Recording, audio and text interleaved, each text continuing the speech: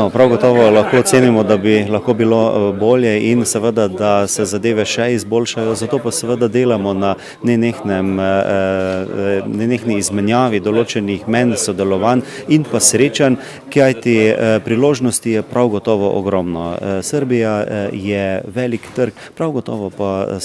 je pa tudi Slovenija enostavno za Srbijo zelo zanimiv poslovni partner in vse te številke v izmenjavi bruto domačega proizvoda seveda govorijo o tem, da seveda moramo na tem še graditi. Srbija očekuje da stignu investicije.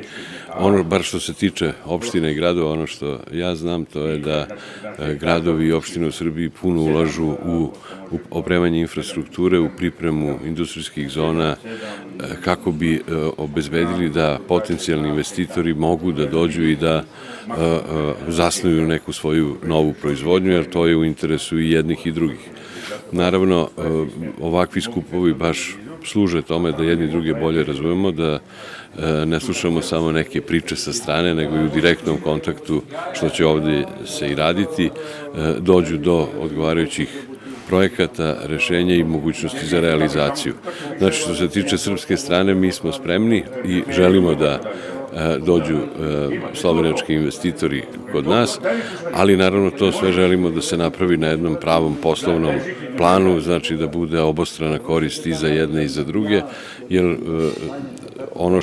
što je poznato da i u Srbiji ima jako dobrih privrednika koji bi proširili svoju delatnost i na zemlje Evropske unije, a sigurno jedan od načina da se udruže sa kolegama iz Slovenije. Tako da verujem da ćemo u ovoj svojoj nameri uspeti. Mi smo dosta uporni, kao što znate već godinama organizujemo ovakve skupove, Srpsko-slovenački poslovni klub, stalna konferencija gradova, Privredna komora Slovenije, eto to su sve partneri već višegodišnji i mislim da se već i poznajemo i da možemo da već sa sigurnošću kažemo da će se stvari odvijati u boljem pravcu i da ćemo imati više rezultata u narednim godinama.